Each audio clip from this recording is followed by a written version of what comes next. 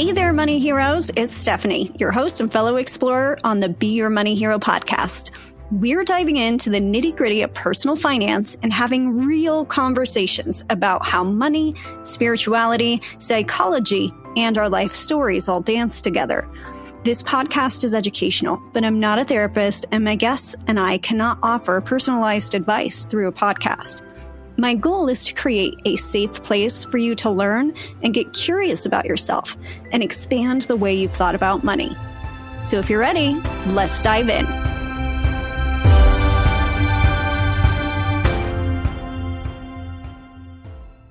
Lisa A. Cohen is the founder and CEO of Visible National Trust, the first and only national special needs trust solution that supports families through transparency, connectivity, and access.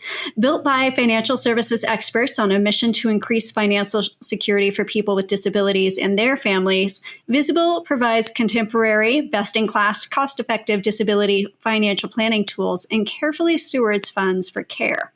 Lisa's financial services industry focus is developing financial products and services that serve individuals and institutions. Lisa's personal connection with disability drew her to the disability financial services and ultimately to building the first family-first special needs trust solution. Lisa is a published author of Wealth Building, a financial industry opinion columnist, and a frequent speaker. Lisa received her BA from Smith College and is an alumna of Harvard's University Executive Program on Investment Decisions and Behavioral Finance. In this episode, we are exploring the basics of special needs estate planning. You'll learn who needs one, how special needs trusts are different from other types of trusts, and what the moving pieces are. So, Lisa, thank you for being here with us. Thank you for having me, Stephanie. I'm so thrilled to be here. So we've got a little bit about your professional background, but will you share a little bit about yourself and what landed you in the special needs planning? Sure. The connection really is personal. So, as you related in my background, I've spent my career in financial services, primarily focusing on developing financial products. I also have two daughters, the youngest of whom was born with a very serious birth defect. And that was a big part of my life for many years. And certainly, that's a thing that is just always part of your life. Once that happens and is in your world, it's in your world. And so there was a point at which I was introduced to a special needs trust, and my business brain did some digging around and realized the scope of the unmet need, how many more families need a special needs trust solution than have one readily available. And I said to myself, okay, so this is what I'm doing next then. And here we are. So will you tell us exactly what a special needs trust is? I would be so happy to do that. And I'll boil it down to its absolute simplest idea. A special needs trust is an account that holds money for a person with disabilities. So it has taken on this sort of mysterious aura, but the reality is it's just a type of account, just like you have a checking account and a savings account at a bank. It's another type of account for this specific money that's for a person with disabilities. And to tell you a little bit more about what is a trust and what is a special needs trust specifically in that context. A trust is different from, say, a bank account because it provides detailed instructions telling one party how to take care of another person's property in a certain way.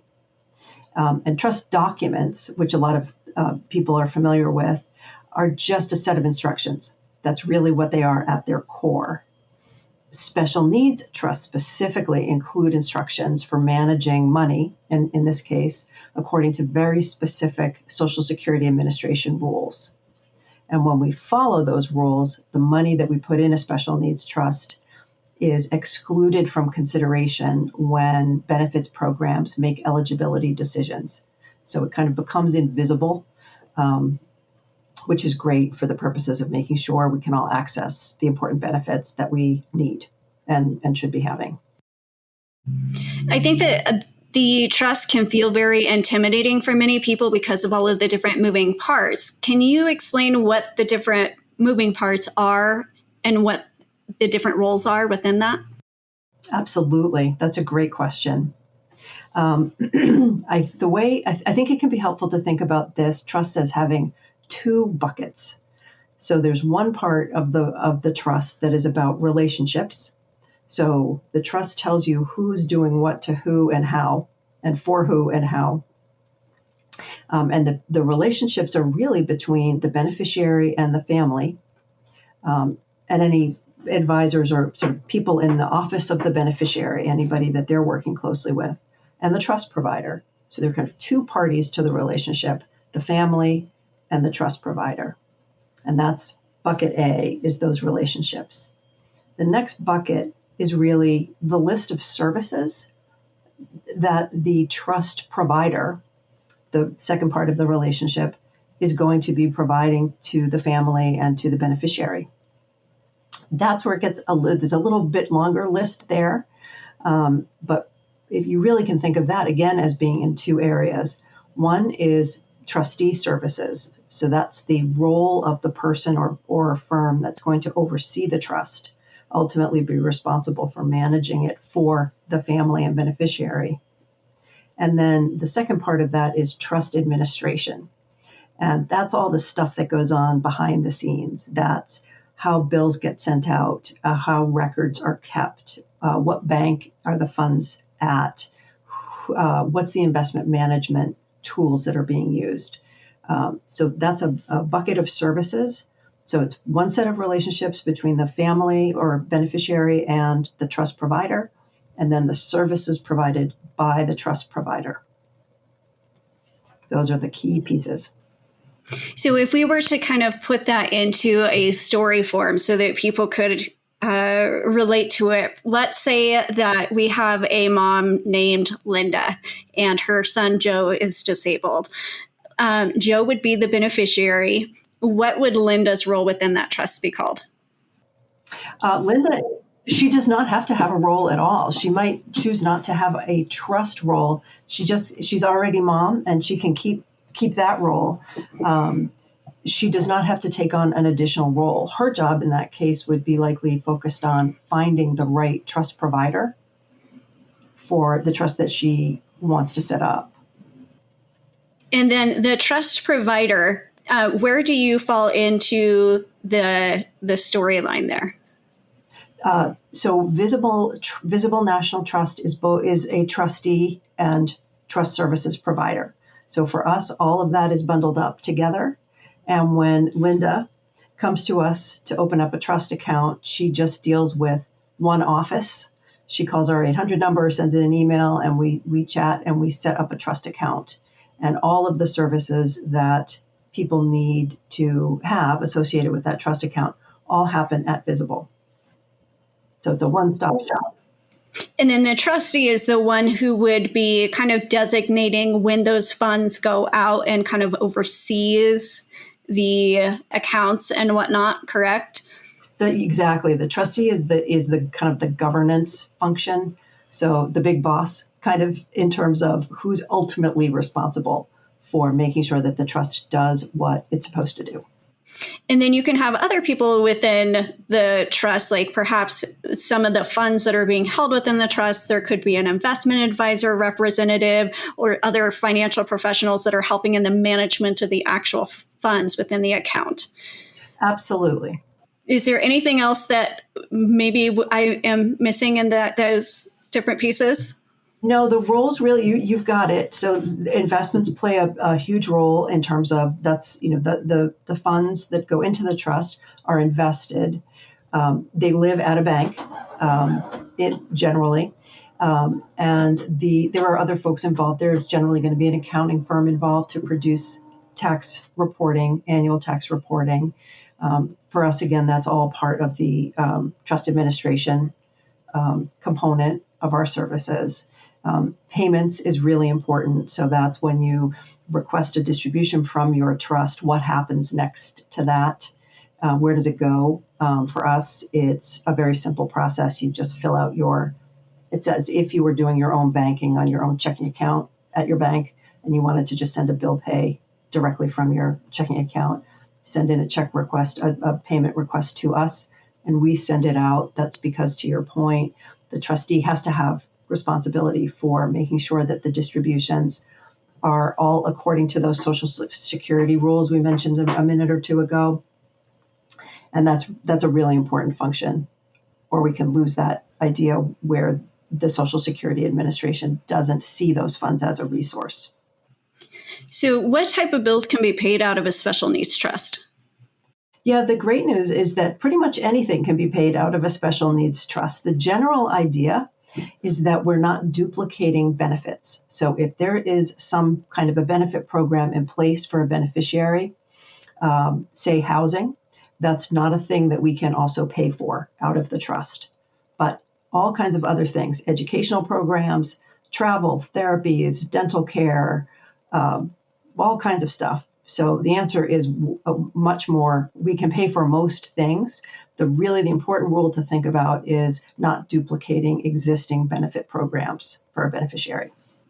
So if somebody has a child that has special needs, how would they know if they would benefit from a special needs trust? What is the qualifiers there? So the reality is that most people are going to benefit from having a special needs trust. Most people who are disabled or caring for someone who is disabled. Think of it as the savings account for a person with a disability. It's the only way to keep your money protected from a spend down that can be completely unnecessary. To remain benefits eligible, it's absolutely mission critical. So it offers a whole bunch of benefits, including professional management, making sure that those benefits are available.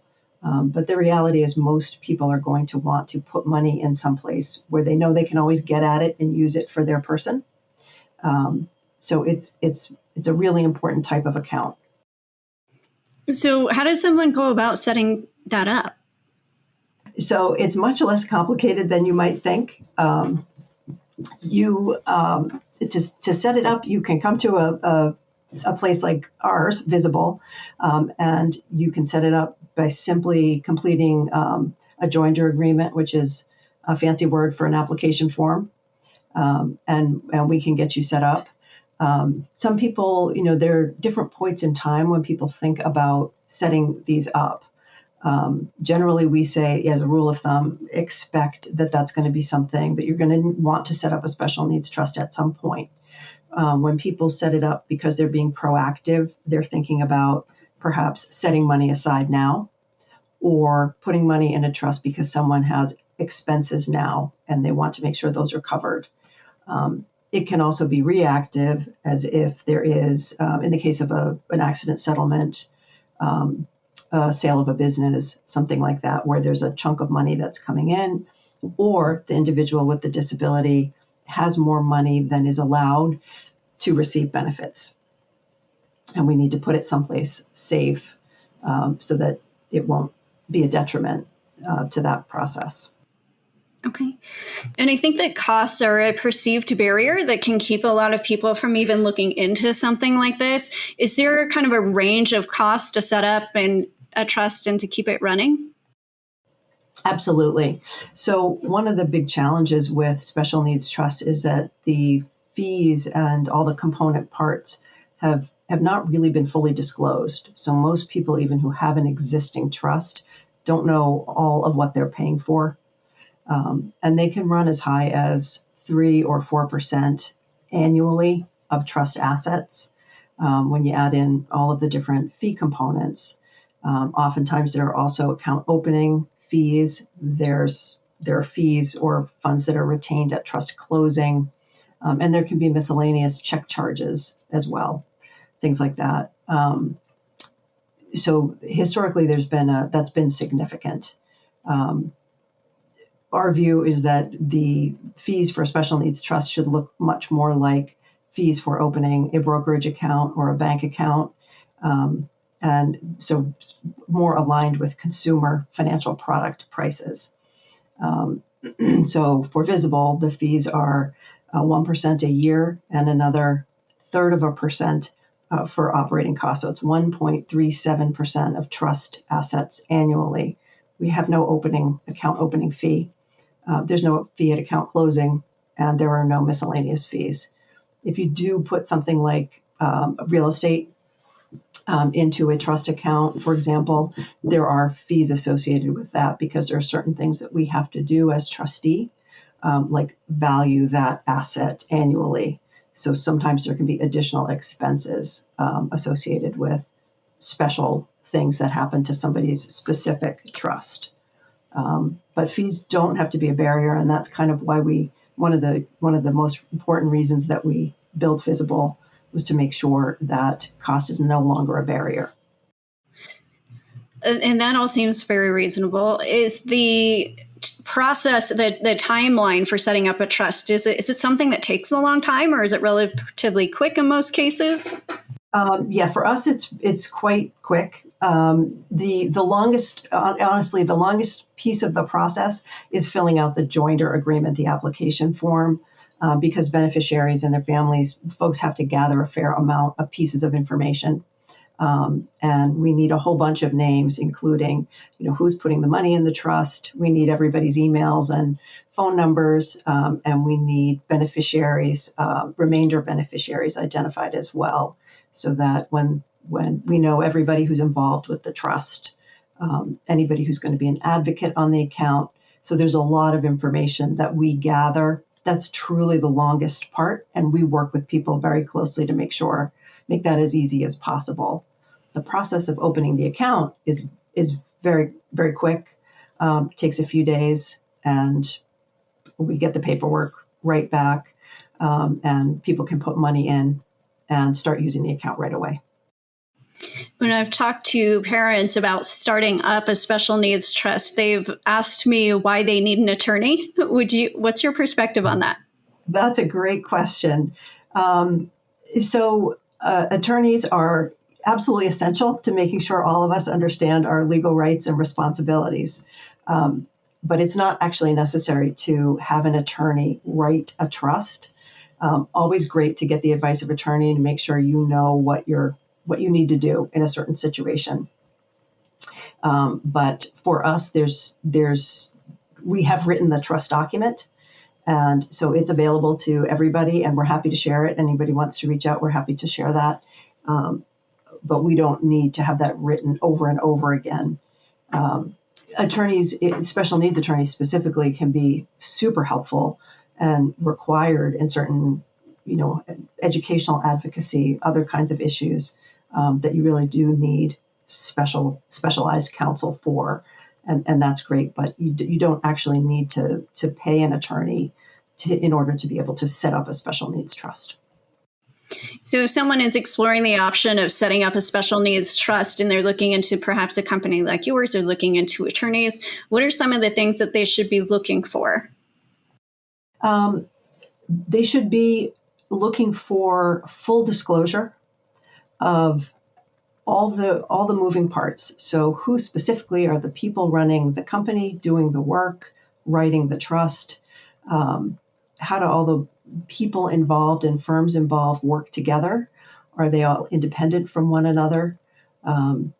It's no different than making any other purchasing decision. And just because it's an area where people, most people who aren't in the financial services world, it's not what they focus on all the time. They don't know all the details, but keep asking questions and make sure you can make a really good list of everybody who's involved, how they relate to each other, and what everybody's charging, and make sure that you really feel like you need those services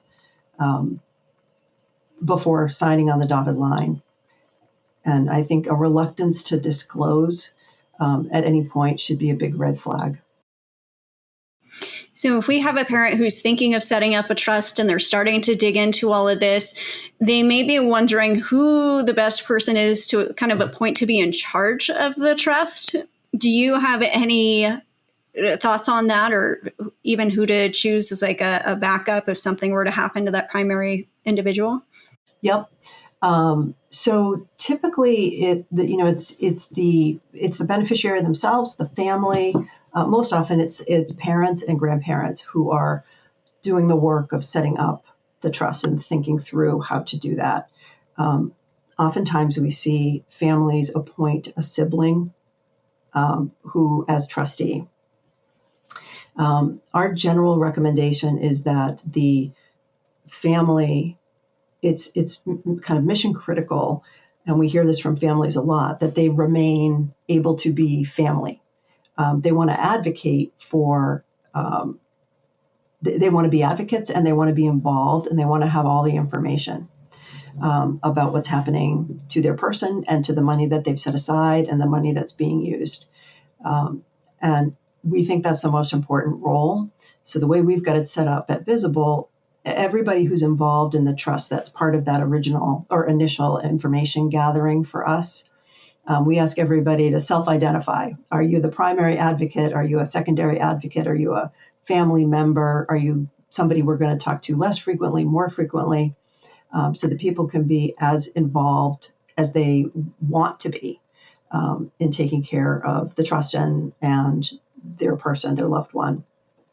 But in terms of ultimate responsibility, the reality is a trust is a financial product and a legal product. And most of us are not financial professionals or lawyers or both combined. So we think there's huge value in the same way that we don't run our own individual checking accounts. We go to the bank, we put our paycheck in there, and that's great. And we think the same kind of thing works best here, where the professionals run the trust, manage the trust, provide the services, and the family and their trusted advisors are advocates, and in that role with complete access and transparency about what's going on. So with those advocates, would they be technically a trustee, or is that a separate designation that they have? For us, it's a separate designation. So the trustee, for the way Visible National Trust works, we have one trustee, and that is Visible Foundation. It's a nonprofit trustee with its own board of directors, and that lets that responsibility live in a specific organization. And then family members and other people that are involved, anybody with a legal guardianship, we just need people to be designated so that we know what role they're playing and identified to us, and so that we know what information we can share or should be sharing, what decisions are made collaboratively, that kind of thing. But it seems to be a way to get everybody involved without having people take on responsibility for things like regulatory changes that are not their day-to-day job. So if we have a parent who sets up a trust, there's many families who are very fortunate to have support from other family members, but there's some families who do not have that support. What type of things are set up when a trust is being established so that if a parent were to pass away, that someone else is able to maintain that trust? What does that process look like? Yep, that process. So we meet annually with all of our families, and we ask for current and new emerging information about both the beneficiary and the family, because we would want to know, as a parent is aging, if they want to begin to introduce somebody else into the trust relationship as an advocate for their loved one. So we're a big fan of touching base frequently, making sure we know what's going on, both with the trust itself, money coming in, bills being paid, but also the relationships that support that beneficiary, so that we can make sure we have the resources, that the family continues to be engaged, loved ones continue to be involved. So that's something we would probably catch at our annual update, and people are obviously more than welcome. Call anytime, let us know what's going on, so that we can make any notes we need to in the account information and make any changes we need to. Okay. And then you had mentioned that, you could put cash or settlements into a trust, property could be put into trust. Can like Social Security benefits go into accounts? What are some other types of assets that a trust can hold that you see most commonly? Yep. So things that we see are it all has to be money eventually. So it can really come in any form. It certainly can be any kind of an income can go into a person's own a trust they set up, a first party trust, and gifts and funds from other people can go into a third party trust. So we just need to know a little bit about where the money is coming from. Really, the only things that can't go into a trust are assets other than a house. But any kind of money, the insurance settlements, inheritances, retirement account balance, inherited IRAs, that kind of thing. Really, we do expect to and do see all of those kinds of things, sources of funds to be at play. The only thing that's really a problem is, we can't take a beautiful piece of art and put it in the trust. That's not really that's not super helpful. But other than that, we're very flexible. Are there certain restrictions on how those funds in the trust can be used? No, just the spending restrictions that we talked about earlier around not duplicating benefits. But once the money is in the trust, the goal is to spend it for the life enrichment of the beneficiary. And so, we're in the yes business. Bring us the ideas and tell us what bills you want paid, and that's what we're going to do. We just do have to do the double check to make sure we're on sides with the Social Security and Medicaid, and beyond that, there are no restrictions. Okay. So I am sure you have seen so many different scenarios. What are the potential pitfalls or challenges associated with setting up and managing a special needs trust that someone could potentially avoid? So I think there are two areas. One that we see the most. One is there seems to be a general hesitancy around, am I ready yet for a trust? And I get that in the sense that it can often feel like a milestone. I think that's in part because of the complexity that has historically been around in terms of opening trust accounts. But it's sort of like thinking about when am I ready to open up a checking account? If you need to use a checking account, then you're ready to open a checking account.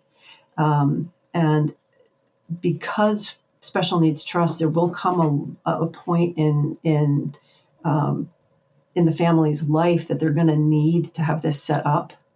There aren't a lot of great reasons to wait too long. And the other thing that could be really a problem is if there's any sort of something like an inheritance. It doesn't have to be enormous to completely screw up benefits eligibility. And funds going directly to a beneficiary, what we think of as a beneficiary, a person with a disability who is receiving benefits, that could be a real problem. And so we're a big fan of risk management in general, and like the idea of just going ahead and acknowledging that, okay, this is a thing we're going to need. Maybe we don't need it exactly today, but let's put it on the to-do list and make sure to take action. It's kind of like buying life insurance. Very similar sort of thing. Am I grown up enough to be able to need to do that? And the reality is we are all going to at some point do that. And this is a very similar kind of thing. So I would say the biggest pitfall is really thinking that I can just put this off forever. Don't do that. And we offer some really simple ways to set a trust up now. If you don't want to put money in it right away. So talk to us about that, because we want to make sure that people have a trust vehicle in place to avoid anything troublesome. I think that this information will be very helpful to help people just understand what a special needs trust is, what those different moving pieces are. Is there anything that you would like to leave our listeners with before we move into some of the closing questions?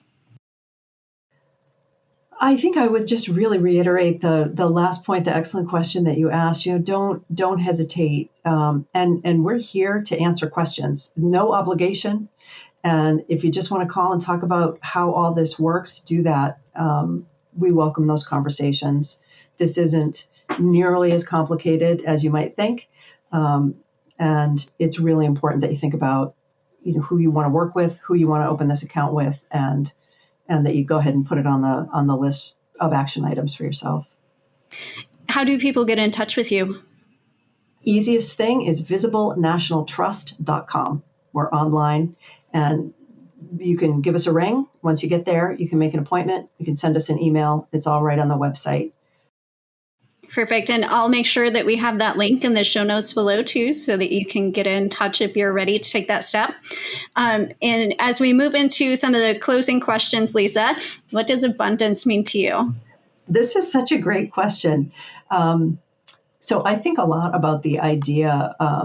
I grew up in a tradition that thinks about the idea of repair of the world. And I really have always loved that concept. And to me, abundance is when that's part of your life, when you really think about how you go through your daily life, and also try to make the world around you a little bit better every day. Yes. Great question. And what is some of the best advice you've ever received? Oh, I loved this question. The single best piece of advice I ever received, and it just has been very top of mind lately, is seek a wider audience. If your idea is, and it was a situation in the moment where whatever idea I was advocating for wasn't quite resonating, somebody pulled me aside and said, what you need to do is seek a wider audience. And I had never thought about when you hit a roadblock, sort of taking it up a level. But to me, that was just a piece of really wonderful advice, and I've used it a lot. That's a good one. I really appreciate you coming on the show. I think this information, again, is really helpful, and I appreciate having you as a resource and sharing your knowledge today. Well, thank you so much, Stephanie. I so enjoyed being here with you, and we are so happy to be a resource and to be, helping families. As we wrap up this episode of Be Your Money Hero, remember that your financial journey is a path of self-discovery. If you have questions that you would like answered on the show, please submit them to info@beyourmoneyhero.com. If today's conversation resonated with you, share your thoughts and insights with our growing community. Subscribe for more empowering discussions, and always remember, you have the power to be your money hero. Until next time, keep growing, money heroes.